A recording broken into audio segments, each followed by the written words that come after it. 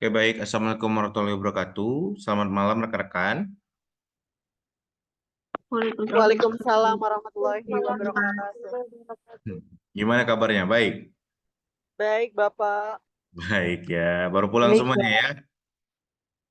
iya, Pak. Kena hujan? Ya. Oke. Oke, masih ada yang pakai helm juga ya. Oke, rekan-rekan. Hari ini kita akan presentasi ya. Presentasi diskusi. Untuk hari ini kelompok satu akan presentasi ya rekan-rekan ya. Dan kita akan diskusi terkait dengan sistem informasi di bidang keperawatan ya. Dan juga nantinya saya harap setiap kelompok akan memberikan pertanyaannya masing-masing setiap kelompok minimal satu gitu. Ya misalnya kelompok satu ini presentasi, nanti kelompok 2 dan sampai 6 seterusnya akan memberikan pertanyaan minimal satu gitu. Jadi diperhatikan benar-benar saat kelompok satu akan menyampaikan gitu ya. Nanti kita akan diskusi bareng-bareng gitu. Sampai mana nanti maksimal diskusinya kita akan coba gitu ya. Jadi makin banyak pertanyaan kalian makin paham gitu. Bisa dimulai? Kelompok satu sudah ready? Silakan raise hand ya atau angkat tangan ya. Angkat tangan itu ada di reaksi atau reaction. Silakan angkat tangan dulu. Jadi saya tahu siapa kelompok satu gitu. Seperti Ria Rifana itu. Silakan. Yang lainnya ikutin ya. Oke, silakan dimulai. Kelompok satu, waktu dan tempat saya persilakan. Baik, Assalamualaikum warahmatullahi wabarakatuh. Waalaikumsalam warahmatullahi Waalaikumsalam wabarakatuh. warahmatullahi wabarakatuh. Pada hari ini, kami dari kelompok 1 akan mempresentasikan mengenai sistem informasi di bidang keperawatan. Sebelum menjelaskan materi yang akan dibawa, izinkan saya untuk memperkenalkan anggota kelompok 1.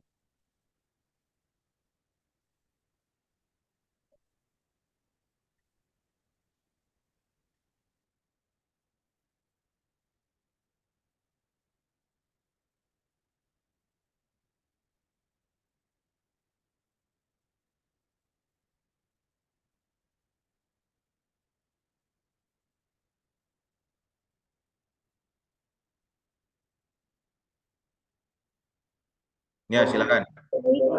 Kelompok 1 itu, yang pertama itu ada Asia Mei Wulandari, kemudian ada Fatia Isnani Salsabila, yang ketiga itu ada Feby Intan Permatasari, keempat Hayuning Raras, 5 Nur Indah Apriyani, keenam Putri Nur Aini, dan ketujuh Ria Rifana.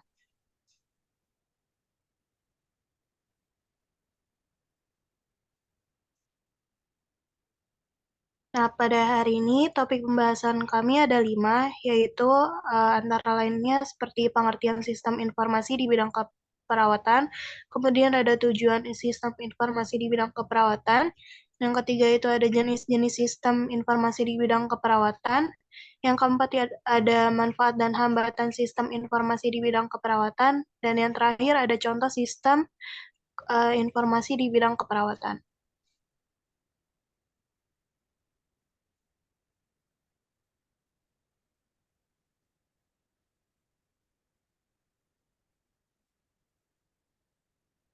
Nah, apa sih sistem informasi itu? Sistem informasi itu merupakan suatu metode yang menunjang kegiatan operasional uh, yang menyajikan informasi yang diperlukan oleh suatu kelompok. Nah, dalam prosesnya itu terdiri dari tahapan input tahapan input yang menghasilkan laporan, kemudian ada tahapan penyimpanan yang berfungsi untuk mengelola, memelihara, dan menyimpan data, dan kemudian ada tahap kontrolan yang akan memberikan jaminan bahwa sistem informasi telah berfungsi sesuai dengan tujuan.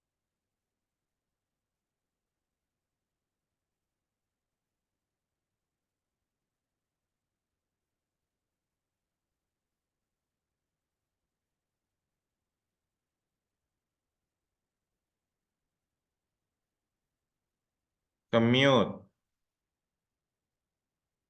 Enggak. Kemudian untuk tujuan sistem informasi di bidang keperawatan itu Ada beberapa, antara lainnya memperbaiki dokumentasi keperawatan dan manajemen informasi untuk membantu keputusan klinis yang lebih baik, kemudian memfasilitasi pendidikan keperawatan untuk meningkatkan keterampilan klinis.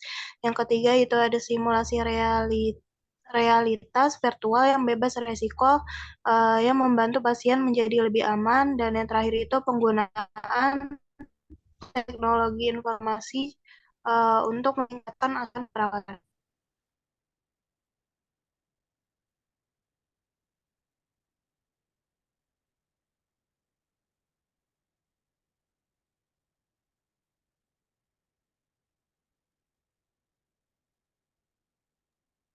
Baik, di sini ada jenis-jenis sistem informasi di bidang keperawatan. Yang pertama itu ada sistem informasi klinis, yaitu bersih tentang kecatatan pasien, data laboratorium, dan data pengobatan yang diterima pasien. Yang kedua itu ada catatan kesehatan elektronik, yaitu catatan riwayat medis, kesehatan pasien terdata secara instan, meningkatkan komunikasi antara perawat dan pasien untuk menghindari konflik atau komplain dari pasien. Yang ketiga itu ada sistem pengambilan dan pemberian obat, yaitu penggunaan teknologi otomatis untuk mengetahui informasi tentang obat yang mengacu pada tujuh benar pemberian obat.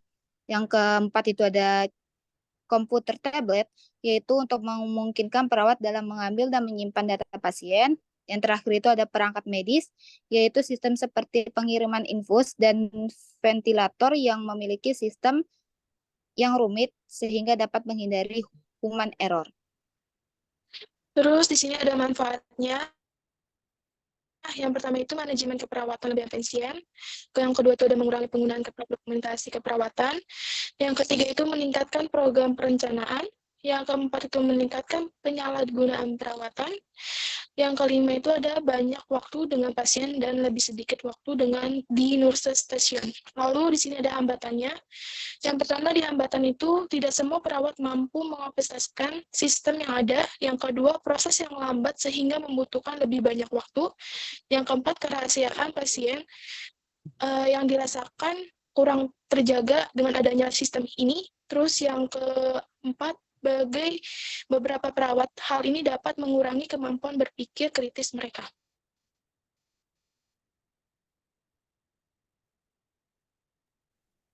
Selanjutnya ada contoh sistem informasi di bidang keperawatan. Yang pertama adalah telehealth. Pada dunia keperawatan dikenal telehealth dalam keperawatan atau telenursing. Digunakan secara bergantian untuk merujuk pada pelayanan menggunakan teknologi elektronik pada pasien dalam keterbatasan jarak. Telenursing menggunakan teknologi komunikasi dalam keperawatan untuk memenuhi asuhan keperawatan pada klien.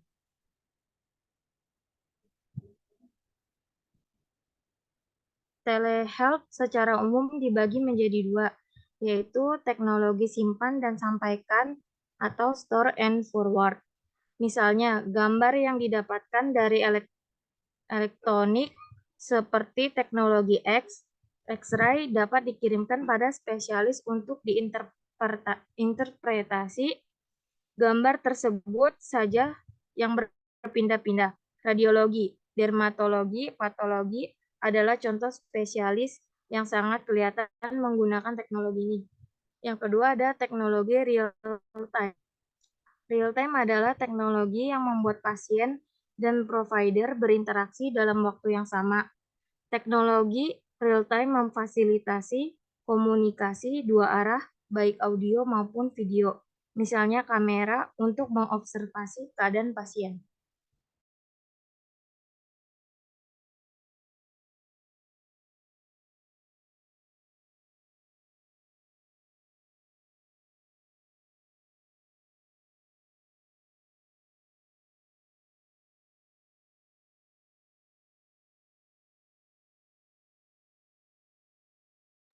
Oke, selanjutnya. Yang B ada Integrated Clinical Gateway, dikenal sebagai salah satu upaya atau instrumen yang dapat digunakan untuk meningkatkan mutu pelayanan dengan mencegah adanya variasi pelayanan yang tidak perlu. Secara sederhana dapat dibilang bahwa Clinical Gateway adalah sebuah alur yang menggambarkan proses mulai saat penerimaan pasien hingga pemulangan pasien. Clinical Pathway menyediakan standar pelayanan minimal dan memastikan bahwa pelayanan tersebut tidak terlupakan dan dilaksanakan tepat waktu.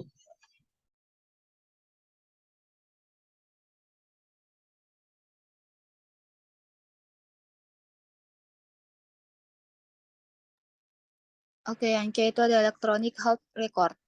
Sistem informasi yang menyimpan catatan medis pasien secara elektronik, termasuk riwayat kesehatan, diagnosis, rencana perawatan, dan informasi lainnya.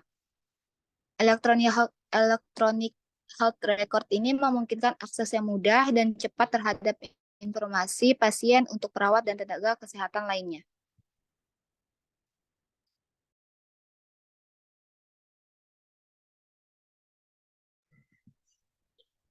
Kesimpulannya, sistem informasi teknologi dalam bidang keperawatan diharapkan mampu memberikan kontribusi yang mampu meningkatkan efektivitas, efisien, dan kualitas pelayanan serta menjaga keamanan dan keselamatan pasien selama dalam masa perawatan.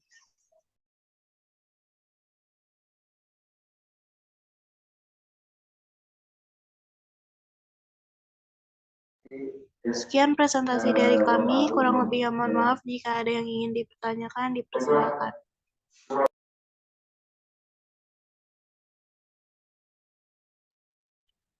Oke, kelompok 2 silakan bertanya.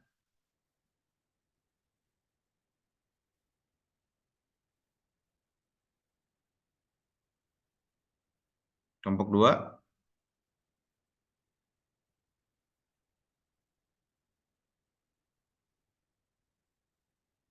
Ada yang mau bertanya? Silakan di-unmute ya kalau mau bertanya ya. Kelompok 2.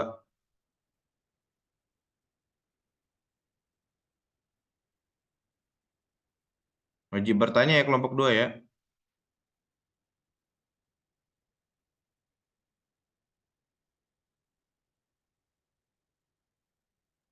Permisi Bapak, saya Asya Bella Nuryani dari kelompok 2. Izin bertanya, apabila terjadi human error pada sistem informasi, teknologi informasi di keperawatan, bagaimana solusi dari kelompok 1 untuk menangani hal tersebut?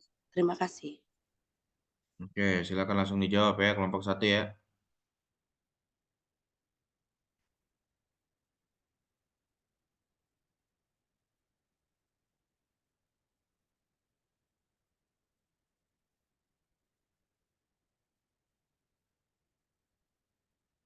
Silakan kelompok 1 yang belum berbicara silakan untuk menjawab.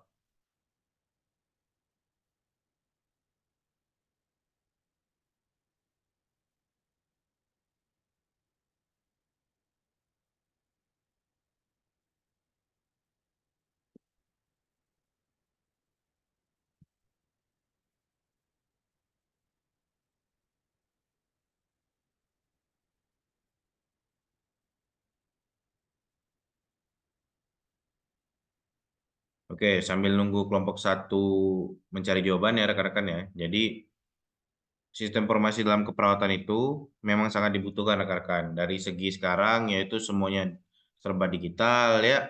Jadi itu tujuannya adalah untuk mempermudah kalian dalam memberikan pelayanan gitu ya. Jadi intinya adalah memberikan pelayanan secara efektif dan efisien rekan-rekan. Nah, di sini efektif itu tepat guna, tepat waktu dan segala macamnya. Nah, kalau efisien itu bisa dari segi harga dan lain-lain sebagainya gitu ya. Dari segi waktu, cepatnya gitu ya. Begitu. Nah, dan juga tadi udah banyak disampaikan sama rekan-rekan kelompok 1 bahwa sistem informasi ini sangat dibutuhkan gitu ya. Walaupun banyak hambatan yang tadi ya, yang sebenarnya hambatannya dari diri kita sendiri, yaitu gimana sih kita mau berubah gitu ya.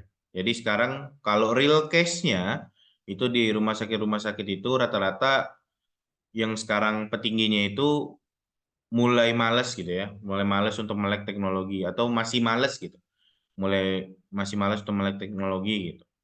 Karena ya tadi banyak banyak hambatannya, terus mereka malas dengan biaya yang tinggi tadi gitu ya. Terus untuk belajar lagi mereka malas gitu. Nah, kenapa kalian harus mengambil ini dari dasar adalah untuk tahu nih apa gunanya sistem informasi nanti ya, terus gimana mempermudahnya gitu.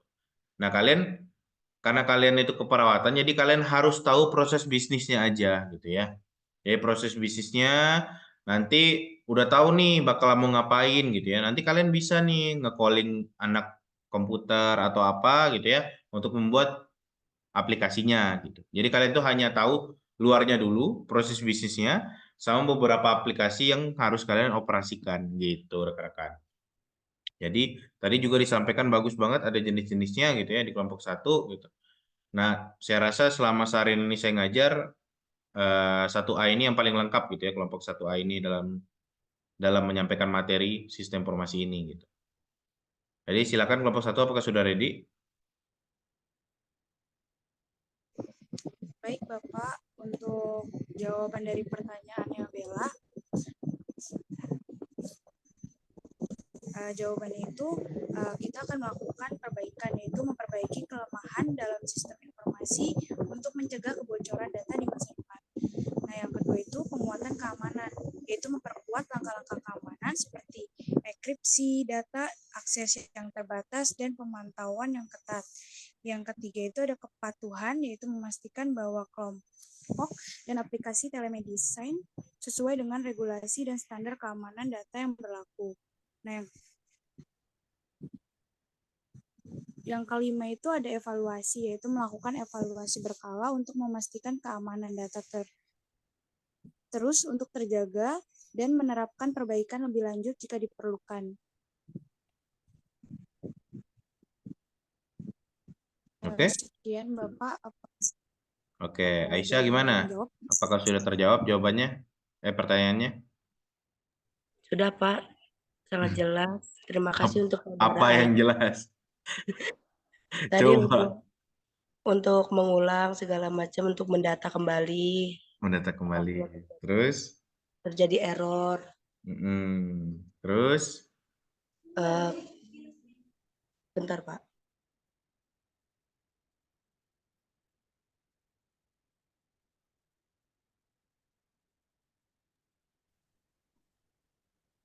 Apa lagi, Pak?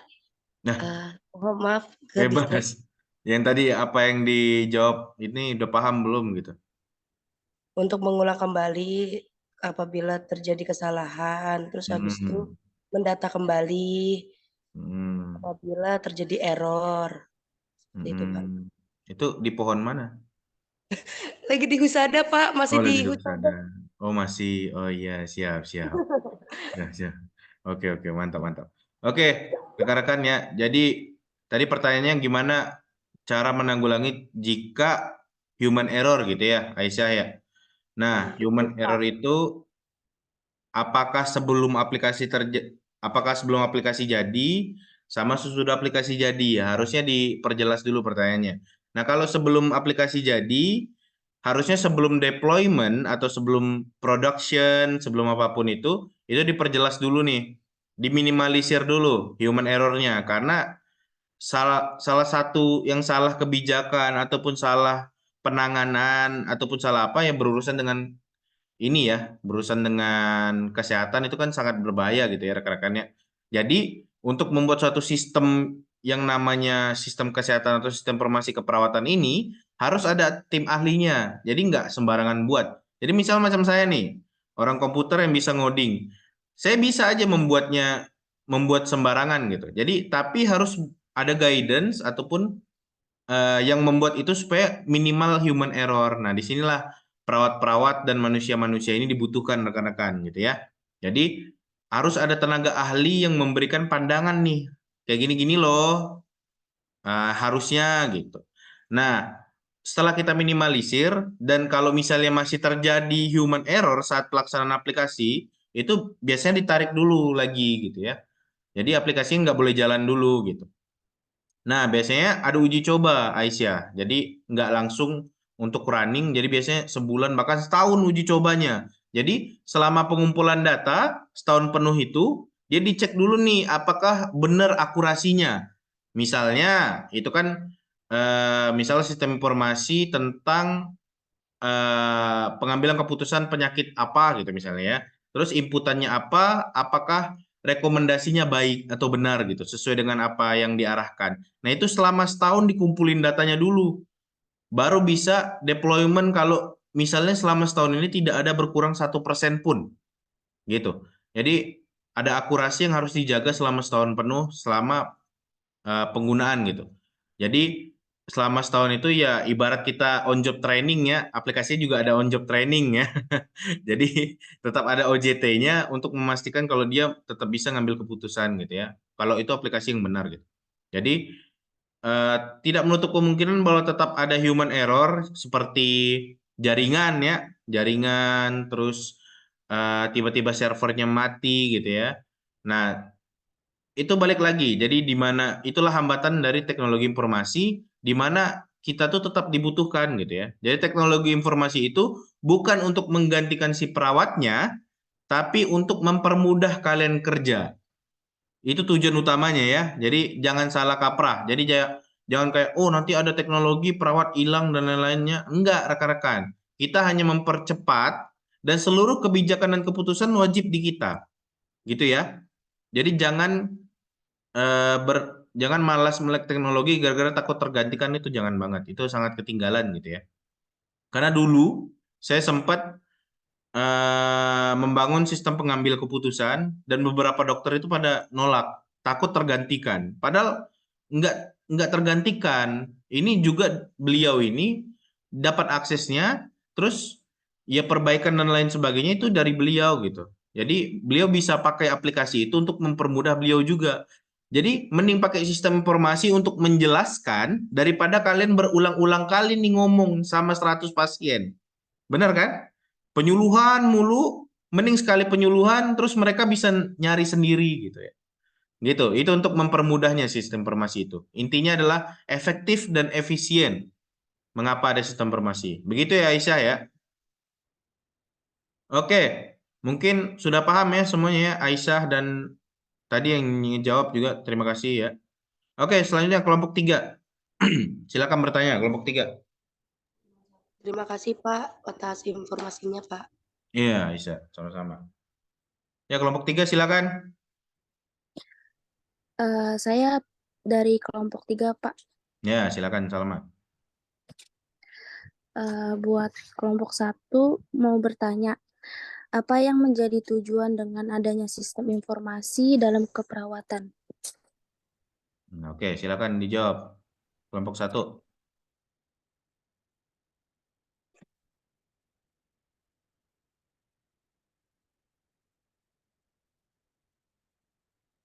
Operatornya kemana nih? Silakan dijawab ya kelompok 1 ya.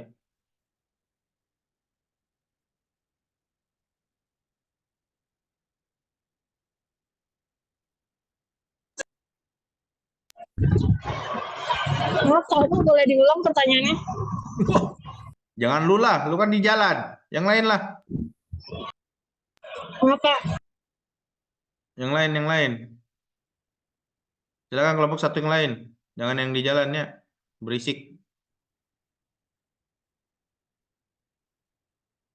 Kelompok 1 yang lain. Silakan dijawab ya jawabannya.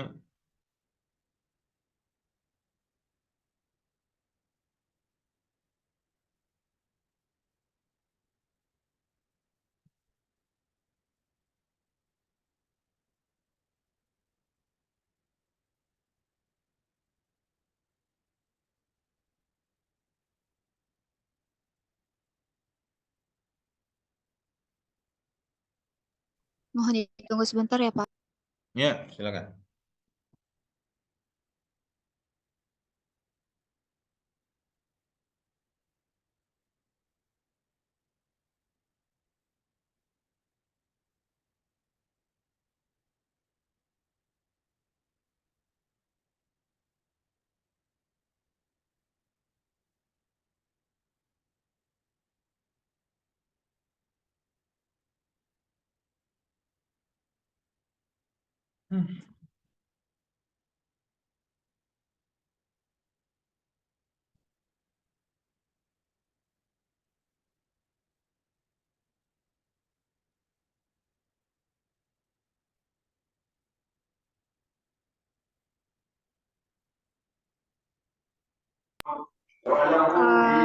saya izin menjawab pertanyaan Salma ya. Tadi pertanyaannya itu ada apa yang menjadi tujuan dari adanya sistem informasi di keperawatan. Ada beberapa, diantaranya itu yang pertama peningkatan kualitas pelayanan, di mana tuh sistem informasi itu membantu dalam pemantauan kondisi secara lebih efisien. Kemudian juga memfasilitasi komunikasi antar petugas kesehatan dan memperbaiki koordinasi keperawatan. Dan yang kedua itu ada efisiensi operasional, di mana sistem informasi ini dapat membantu mengotomatiskan proses administrasi dan klinis, seperti pencatatan data pasien, pengelolaan jadwal perawatan, dan pengelolaan inventaris. Kemudian yang ketiga itu ada pengambilan keputusan yang terinformasi. Dengan adanya akses yang cepat dan mudah, data pasien yang terkini, sistem informasi itu memungkinkan para profesional kesehatan dapat membuat keputusan yang lebih baik dan lebih informasi lagi mengenai diagnosis, pengobatan, perawatan. Kemudian ada juga peningkatan keselamatan pasien. Nah, sistem informasi ini juga membantu dalam identifikasi dan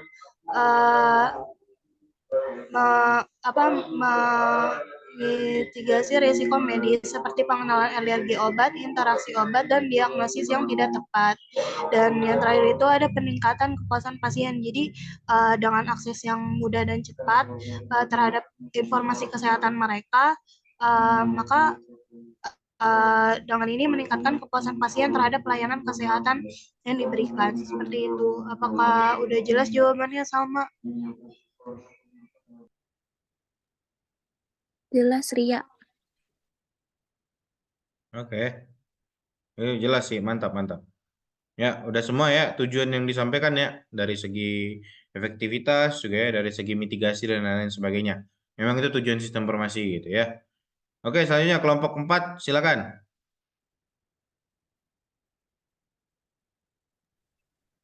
Baik, Pak. Saya izin bertanya. Telehealth itu kan adalah penggunaan teknologi informasi jarak jauh ya untuk layanan kesehatan. Nah, saya mau bertanya kepada kelompok, apa saja manfaat dan kekurangan telehealth bagi pasien dan perawat? Apakah sudah jelas pertanyaannya? Sudah jelas belum kelompok 1? Sudah, Erli. Oke, baik. Terima kasih. Oke, silakan ya dijawab ya.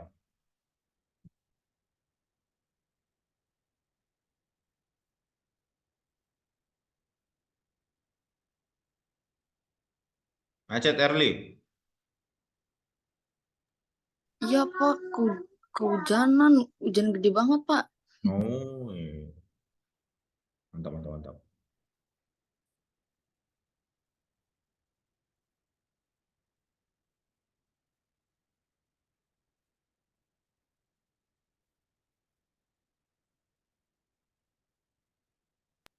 Jadi tunggu sebentar ya jawabannya. Oke. Ya, Putri.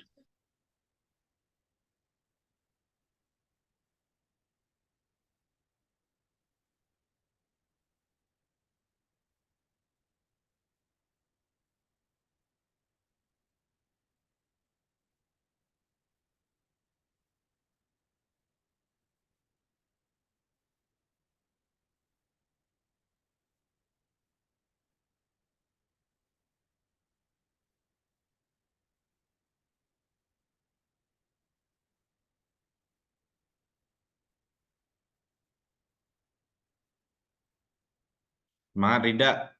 Lurusin lagi kerudungnya ya. Ngopi, Rida, ngopi. Biar nggak ngantuk.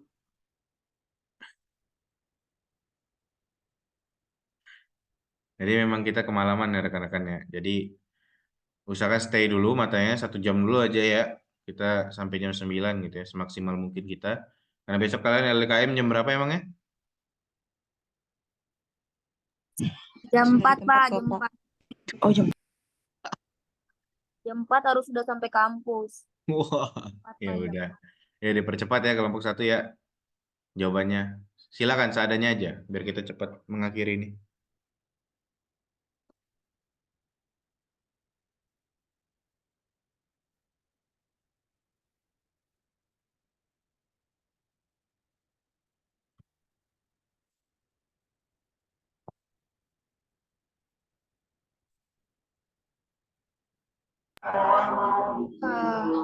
Saya boleh jawab lagi nggak Pak kira-kira? Boleh dong, silakan. Oke, tadi pertanyaannya itu manfaat dan kekurangan dari penggunaan telehealth ya. Mhm. Jadi untuk manfaatnya itu yang pertama itu sama seperti tujuannya yaitu meningkatkan akses kesehatan. Kenapa meningkatkan akses kesehatan? Karena telehealth ini memberikan kemudahan bagi orang-orang yang tinggal di daerah terpencil dan sulit dijangkau untuk berkonsultasi dengan dokter dan mendapatkan perawatan medis tanpa harus melakukan perjalanan jauh. Kemudian yang kedua itu mengurangi biaya kesehatan.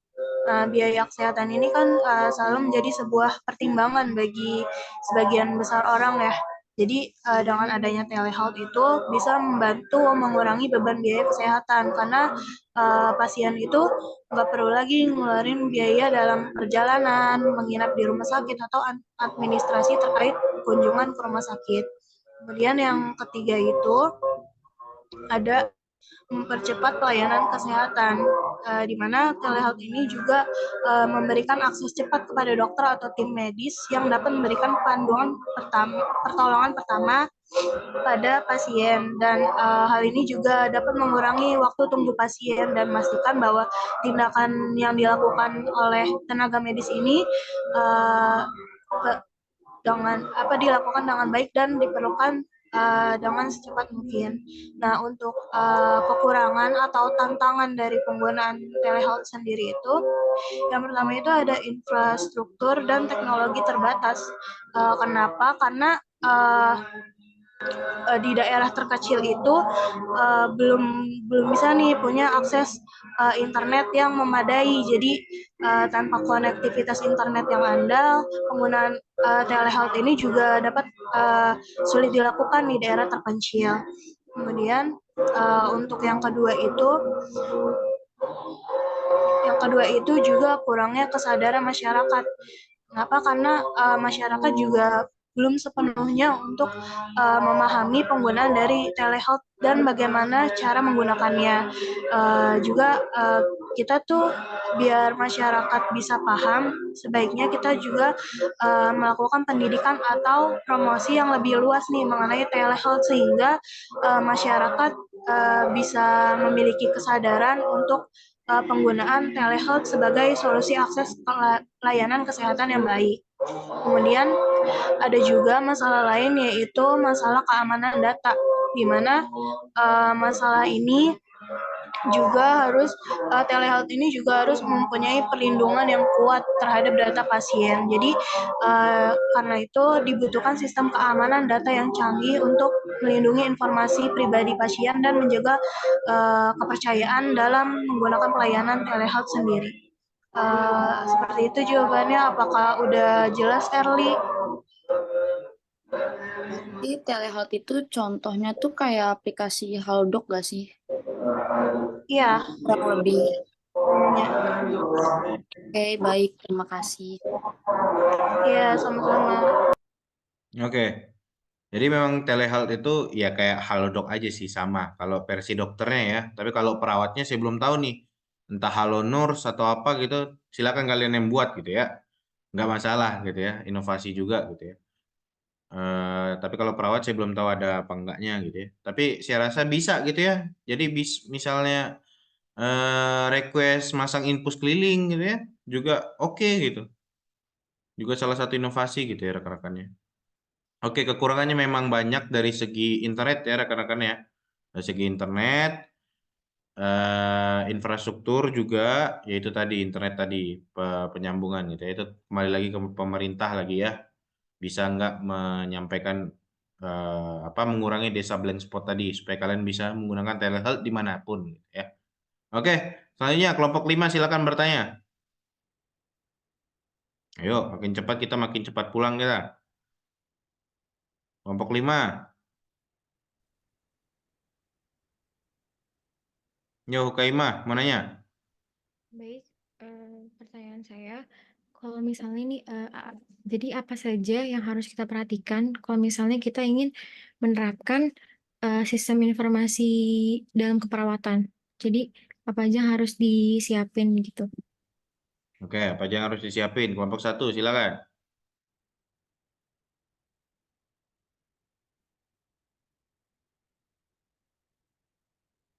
Pebi, silakan Pebi.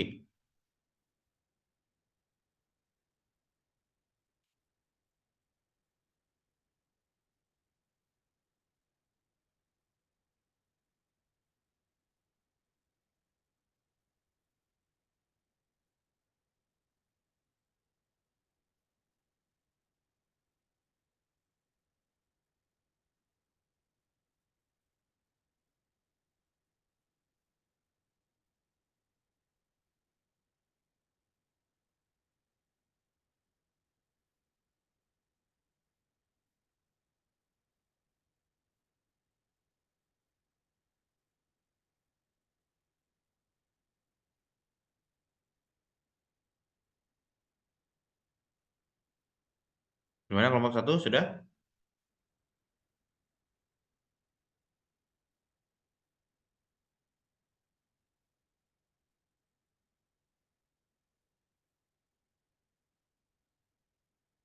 Ini kelompok 1 yang lain silakan ini ya raise hand ya, biar saya tahu siapa aja ya.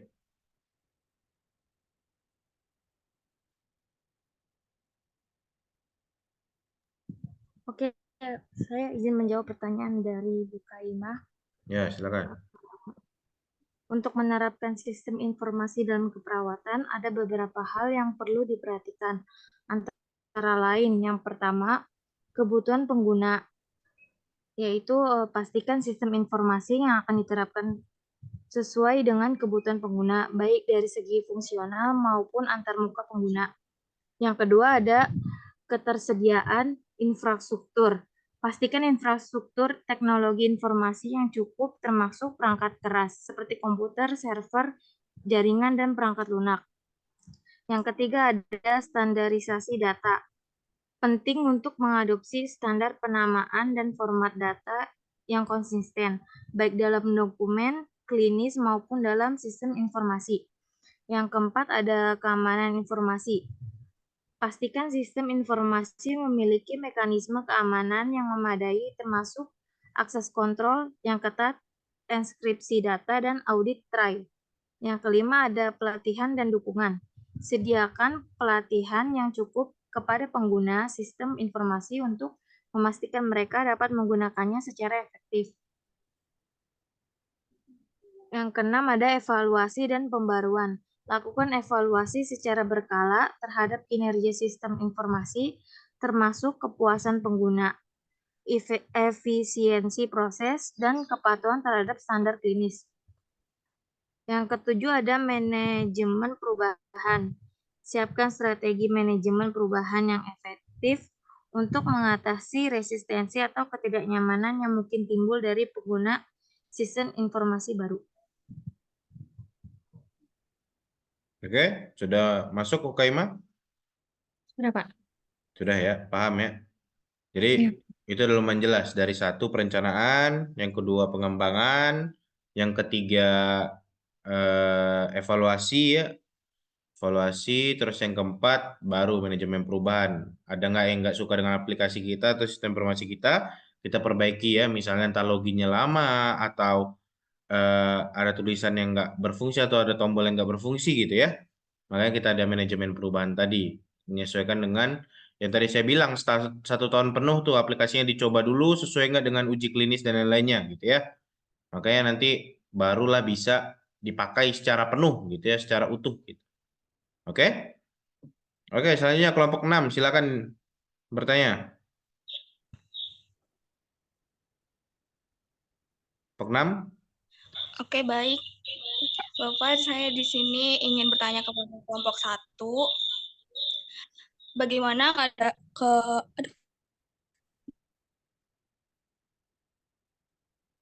Gimana?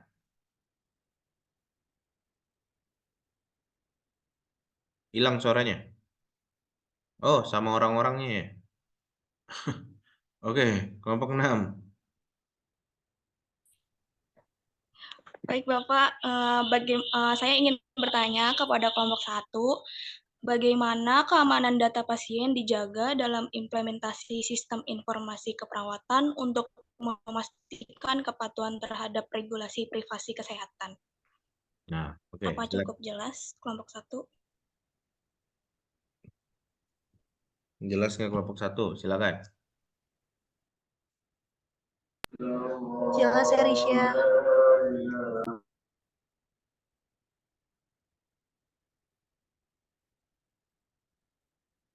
Silakan. Gimana sih cara manajemen keamanan data ya dalam privasi data kesehatan?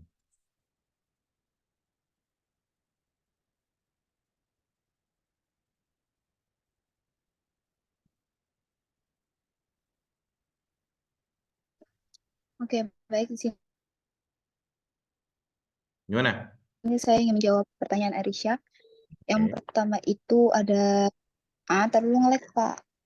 Yang pertama itu ada enkripsi data. Itu maksudnya adalah menggunakan enkripsi data untuk melindungi data pasien saat data berpindah melalui jaringan atau disimpan di server. Terus yang kedua itu ada pengelolaan akses yang tepat. Terus juga yang ketiga itu ada audit dan pemantauan.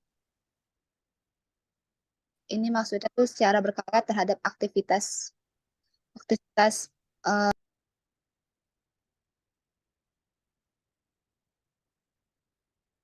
Wah, benar jaringannya buruk, guys.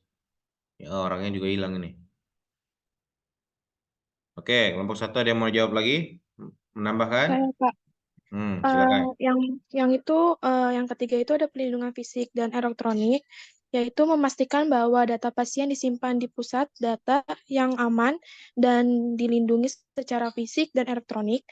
Lalu yang keempat itu ada kebijakan dan pelatihan yang mengembangkan kebijakan yang jelas dan terdokumentasi mengenai privasi dan keamanan data, kesehatan, serta melaksanakan pelatihan rutin kepada staf. Lalu yang kelima itu ada kepatuhan regulasi, yaitu memastikan bahwa sistem informasi keperawatan mematuhi semua regulasi privasi kesehatan yang berlaku seperti HIPAA di Amerika Serikat atau GDPR di Uni Eropa. Itu apakah cukup? Oh, cukup jelas pertanyaannya? Jawabannya? Terima kasih. Oke ya, jadi memang harus diamankan secara fisik rekan-rekan ya, dan dienkripsi datanya, dienkripsi dan didekripsikan, terus kalau bisa di pusat data nasional gitu ya, yang real penempatannya. Nah, sekarang itu di real case-nya itu aplikasi asal dibuat oleh pihak ketiga rekan-rekan, atau sistem informasi hanya dibuat langsung oleh pihak ketiga gitu ya, mainnya main tender gitu ya. Nah, kekurangannya adalah nanti aplikasi tersebut datanya bukan si pemilik RS ataupun si nakesnya, bahkan nggak bisa ngakses datanya gitu ya. Saat diminta data susah gitu ya. Apalagi untuk keamanan data gitu. Karena pembuatannya oleh pihak ketiga gitu ya. Oleh pihak ketiga, terus pihak ketiganya juga tidak kompeten gitu ya. Tidak tahu apa itu privasinya. Nah, kalau bisa nanti kalian kalau misalnya sudah menjadi perawat dan sudah mengurusi sistem informasi dan lain-lain gitu ya. Kalau bisa sebelum membuat sistem informasi itu dijabarin dulu nih apa-apa aja yang nggak boleh dilakuin oleh pihak ketiga gitu ya. Dari segi datanya nggak boleh diapain nih datanya, terus nggak boleh apa sesuai dengan privasi tadi ya, disesuaikan gitu. Nah kalau pihak ketiganya menyanggupi, baru bisa bikin sama pihak ketiga tersebut. Oke, bisa dipahami? Oke, karena keamanan data juga penting ya rekan-rekan ya.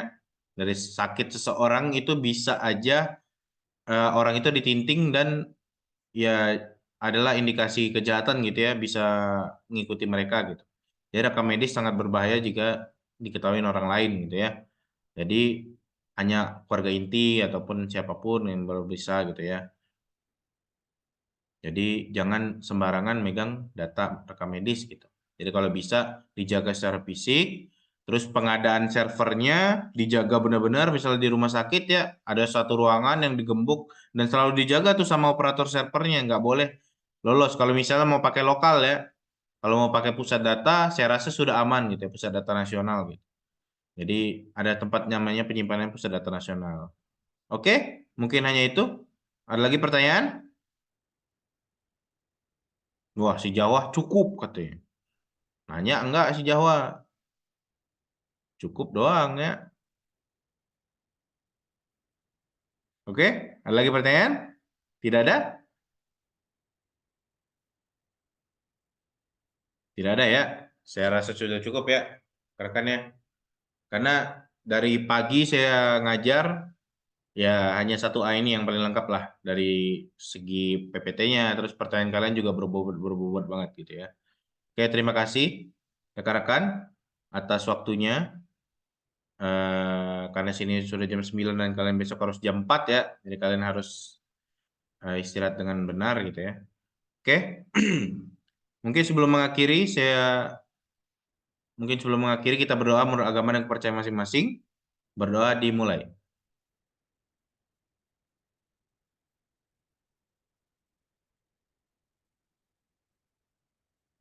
Amin. Oke, berdoa selesai. Terima kasih untuk rekan-rekan yang sudah hadir. Mungkin sebelum mengakhiri kita ada presensi ya rekan-rekan ya. Silakan diisi presensinya terlebih dahulu.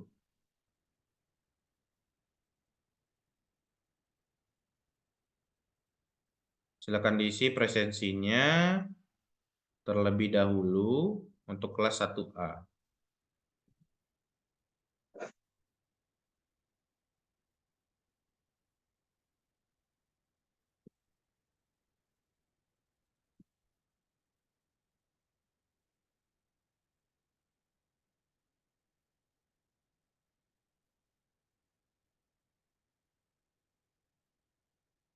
Saya beri waktu 1 menit ya buat ngisi ya.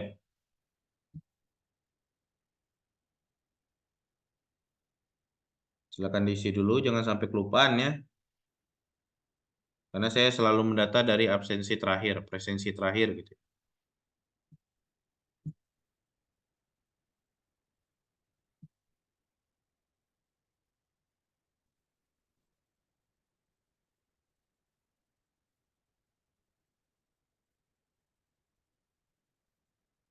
Oke, saya rasa sudah ya. Oke, sudah rekan-rekan. Oke, terima kasih atas kehadirannya pada hari ini ya rekan-rekan ya. Terima kasih sudah menyempatkan hadir. Di balik ngantuk-ngantuknya ya, muka kalian yang udah capek banget ya seharian kerja ya. Seharian kuliah gitu ya. Itu masih ada di Stikes ya. Oke, rekan-rekan, terima kasih. Jaga kesehatan. Semoga besok lancar ya. Dan jangan lupa. Bilang bapaknya. Gimana, Tri? Bapak, mohon maaf. Saya atas nama Zahwa, HP-nya lagi nge-lag, Pak, jadi nggak bisa absen. Iya. Lem biru nggak sih? Lempar beli baru. Maaf ya, Pak, mohon maaf. Ya, nanti aja ya. Dilanjutin aja. Jadi, linknya di copy aja, terus kalian lanjutin ke saat nggak nge-lag ya. Silakan di copy linknya. Oke? Mungkin sekian dari saya. Hanya itu dari saya hari ini. Ya rekan-rekan, semoga apa yang kita dapatin hari ini bermanfaat bagi kita. Semoga lancar untuk hari besok dan sehat selalu. Jangan lupa bahagia rekan-rekan. Bye-bye. Assalamualaikum warahmatullahi wabarakatuh.